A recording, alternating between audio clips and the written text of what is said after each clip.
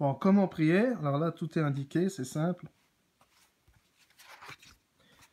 Les ablutions pour prier. Il faut toujours commencer ces ablutions en montrant son intention. Bismillahirrahmanirrahim, qui veut dire au nom du Dieu aimant et miséricordieux.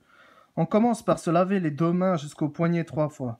Bien faire attention que l'eau pénètre entre les doigts des...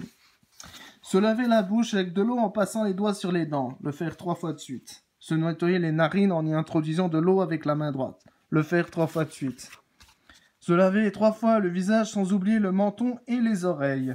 Se laver l'avant-bras droit jusqu'au coude puis le gauche. Recommencez 3 fois. Passez vos mains humides sur votre tête jusqu'à la nuque et les ramenez à nouveau. Frictionnez à l'intérieur et l'extérieur de vos oreilles avec votre pouce et index humide. Frictionnez avec de l'eau vos pieds ainsi que vos chevilles. Récitez la shahada. Ashhadu anna la ilaha illallah wa ashhadu anna Muhammadur Rasulullah. J'atteste qu'il n'y a de Dieu qu'Allah et j'atteste que Mohammed est son prophète. Se préparer à la prière. Il faut être propre, avoir fait ses ablutions mineures comme il faut, porter des vêtements propres sans dessin. Il faut porter des vêtements qui couvrent correctement notre corps.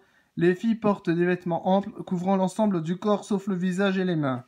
Il te faudra un tapis ou le sol ou autre propre orienté vers la Qibla, c'est-à-dire la direction de la Kaaba.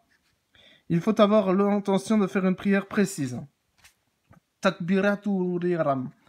En lavant les deux mains jusqu'au niveau des oreilles, paumes des mains vers l'avant et en disant Allahu Akbar.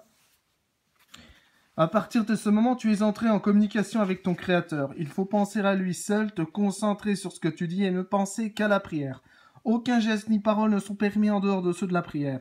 Concentre ton regard sur l'endroit de la prosternation et ne regarde jamais autour de toi. Pense à ce que tu dis et à ce que tu t'adresses à ton Seigneur. Al-Fatiha. Tu lis la Fatiha, tu dis à la fin Emin.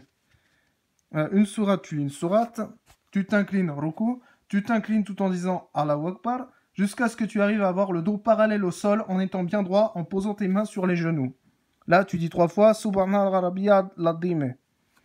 Tu te relèves vers la position debout, tu t'inclines tout en disant Sami Allahu liman Ahamida Rabbane wa Laka Hamd.